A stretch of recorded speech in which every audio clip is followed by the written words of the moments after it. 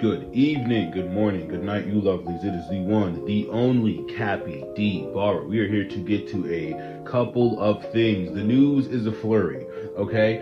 In between my last recording session and this recording session, there has been approximately 3 to 4 different wrestling events. So we're going to be rushing through them as quickly as we can, okay? AAA happened. Americano Latte is very over. So is Dominic Mysterio. For some reason, Vikingo, not that over. NXT had an entire Halloween situation. Ethan Page should be on the main card. Javon Evans and Mr. Maguana butchered something. And this Blake Monroe push feels a little ham-fisted, okay? That was my take on that. Now, getting to the meat and potatoes of the weekend. AEW's Collision. October 26, 2025. I just want to say that I experienced a little bit of burnout, okay? Understandably, after putting up 3 videos in one day, like I was fucking Goku. So I did not get to Collision as I had, anticipated that I would. Just like I didn't really get to my spoiler-free review for him. So, things just kind of happen. All in all, though, I didn't hate this Collision. It did feel a little bit on the 7 to 8 scale. Though there's a lot of really good segments. Hangman hyping up his Hangman is hyping up his match with Samoa Joe. The story going into this is that, Samoa Joe and the Ops, they have turned their backs on the heart and soul of AEW, which is, for, more extent, like for which is, for all intents and purposes, is Hangman Adam Page, the AEW World Champion. And Hangman says that he played by the rules, and he tried to give Samoa Joe a fair fight, but he tried to give Samoa Joe a fair fight, but even after giving Samoa Joe this fair fight and knocking Samoa on his big burly ass, he simply couldn't take no for an answer, leading to their rematch at Full Gear. I'm hoping that this is going to be the cap on their kind of feud, only because I do want to see Hangman and Joe just fight other. Only because I would love to see Joe and Hangman lock up with other people. I just think that would be good for the culture. I really enjoyed this promo, and I really enjoy Hangman, as I said, just being out there and involving himself with active storylines and being a present champion. It brings so much power when you are present as a champion for any rhyme or reason. When you are present as a champion and you are making the belt on your waist feel like the peak of the mountain, and Hangman is phenomenal at that. First match of the night, we get Tomohiro Ishii versus Pac. Pac has decided that he's going to wear a singlet from now on, unless it's a pay-per-view, which is like fine, play to the audience, give the people what they want and all that. Good for you. There is a moment though halfway through the match where he'll always kind of just like hit a bit of a Braun Breaker spot. He'll just kind of, I'm saying Braun Breaker like there haven't been people who have done it before Braun Breaker. He'll just take down his straps and it turns into just like a strap down kind of shirtless pants thing. It's not too bad. It's kind of cool.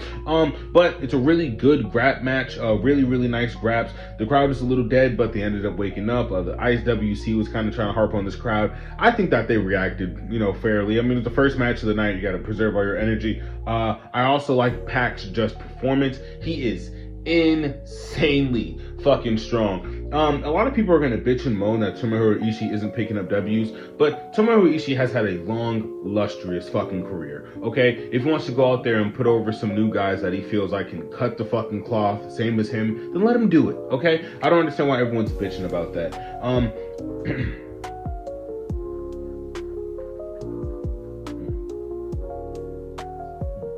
I don't know why everyone's bitching about that, but it's nonsense, right? It's a very tough match. It's a very, very tough match, and I am nothing less than impressed from these two performers. Shout out to Pac and Ishii.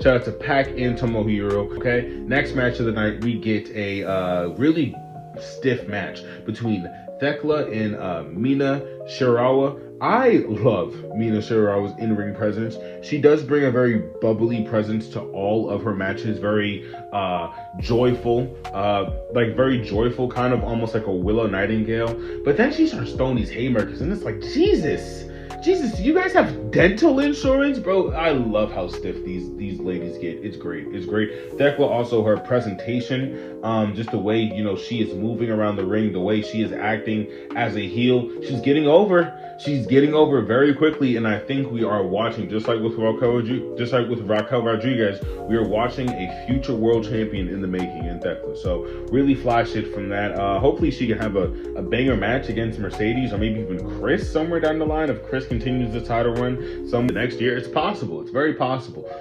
Really beautiful match from these two, though. I had a really good time. There was a lot of nice near falls. I didn't really know who was going to be going over. I predicted it would be Thekla, but not for nothing with AEW. You can never really know for sure who was going to be going over.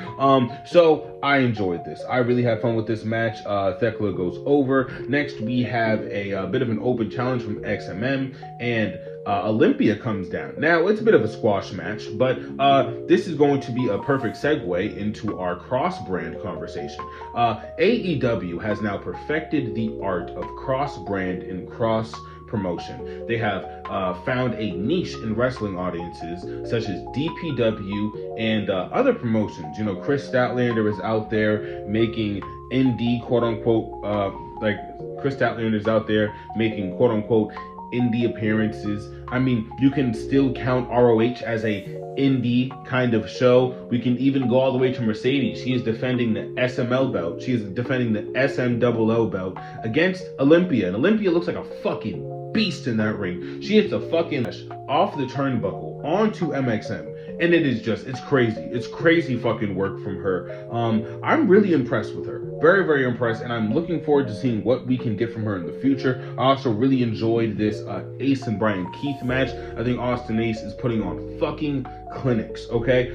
This paired with the just great heel work from Brian Keith and Brian Keith selling, this match is easily a contender for match of the night. Very, very fun match. And Austin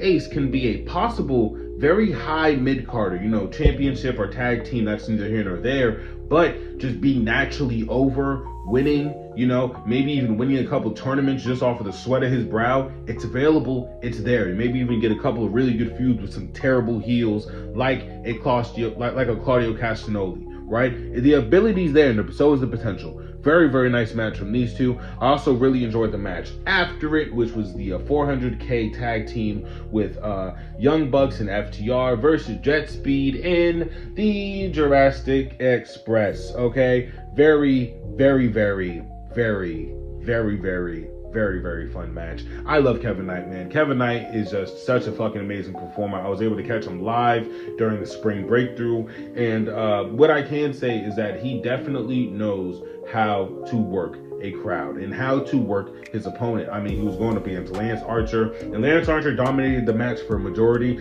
but I mean, Kevin Knight, once he kicks in that second gear, oh man, he's something else. He is something else, man. I mean, like, him as a fucking TNT or AEW International Champion, it is on the way. No question about it. Jet Speed and Jurassic Express, they end up going over. But I really just like the character work from everything in this match. I mean, even from the Young Bucks and Jack Perry being a little reluctant to go up against each other, to FTR and the Young Bucks not really having a tank to match Luchasaurus, so they're just kind of cowering away from him the entire time. I liked it, man. I had a really, really fun time with this collision, and surprisingly, I had a really interesting night with the interactions, with everything. I mean, like, this all leads somewhere, right? And that's one of the bigger upsides with AEW. Everything eventually does have a finish point.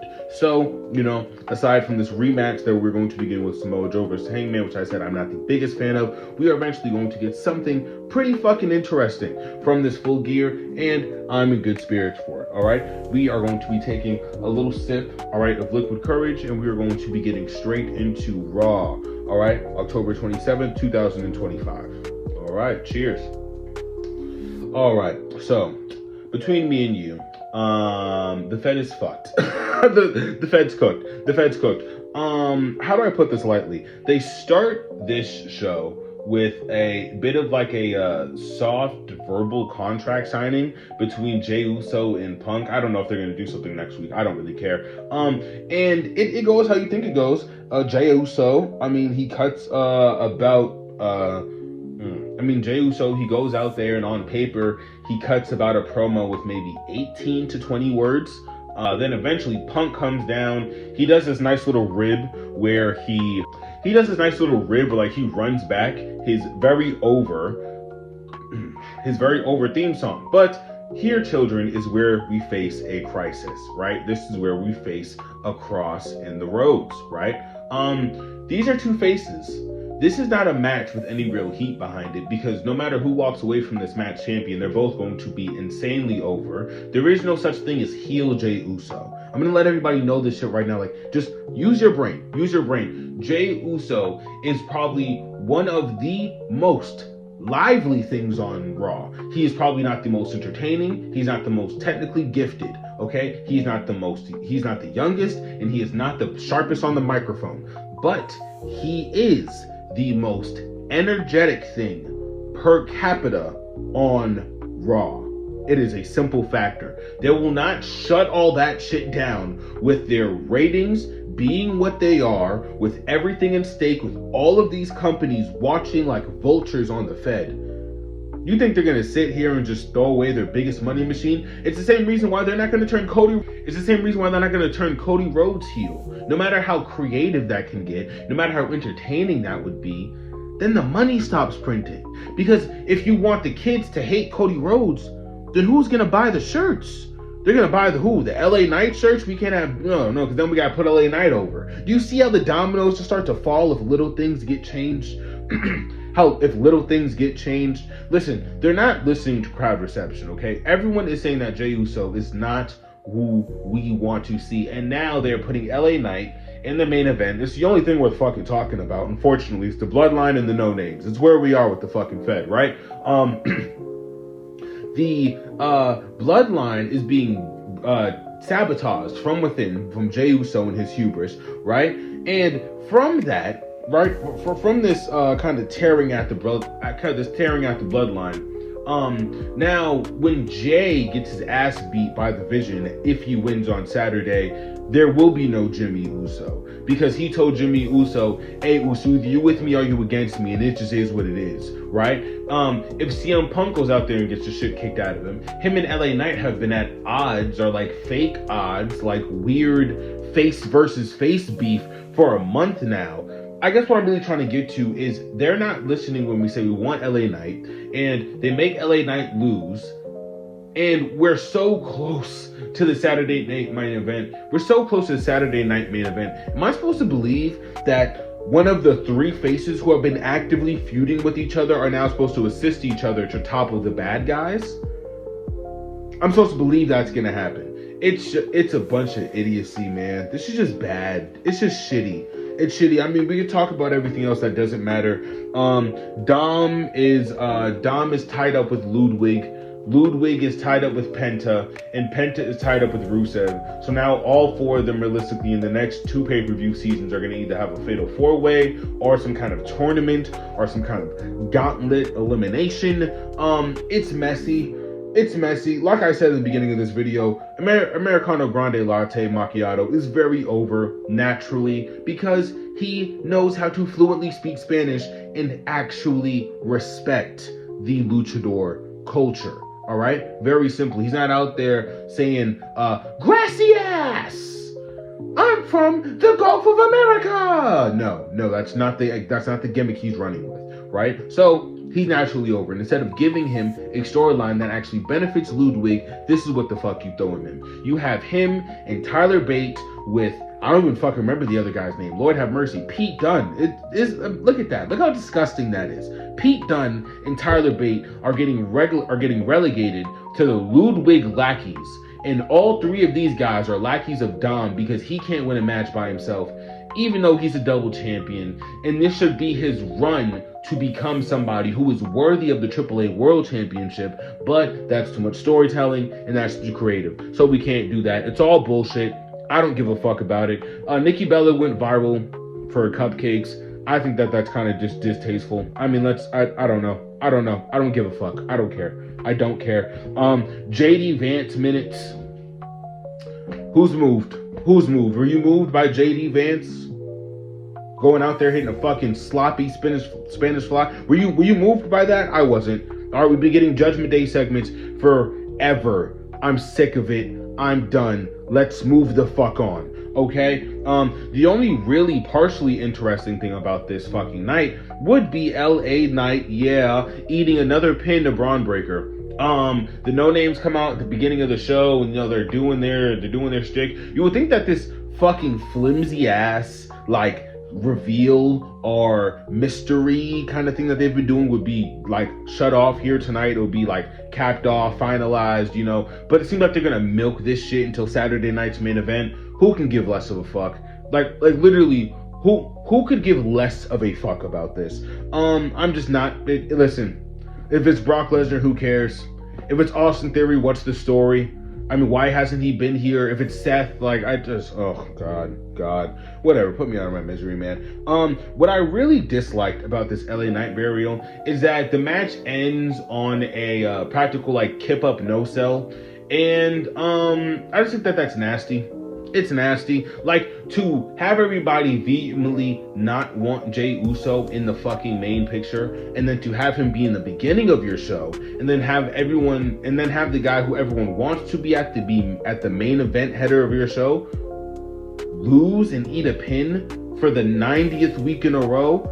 These guys know what they're doing. It's emotional terror at this point, and that's why I refuse to even dignify with a fucking highly produced video. These guys don't deserve it. All right, they're not worthy of as much time, as much effort as it goes into 16 different photos with the cute little graphics. It's no. They give you the exact same shit over and over and over and over again. You want to know what the last match of this fucking card is? It's the Besties versus the Judgment Day. We're going to stop this video right here. It's the Besties versus the Judgment Day. You tell me how many times I've spoken about this match, this pairing, or this scenario with the bestie best friends of Charlotte Flair and Alexa Bliss, two world champion fucking class acts. And Raquel Rodriguez, one of my favorite female stars, Roxanne Perez, a future WWE Women's Champion. It's been your boy, Cappy D. Barra. Okay, this was my review for AEW's Collision, October 25th, and AEW's Collision, October 25th, 2025, and Raw, October 27th, 2025. All right, I hope you guys have an amazing rest of your whenever you're watching this and your week.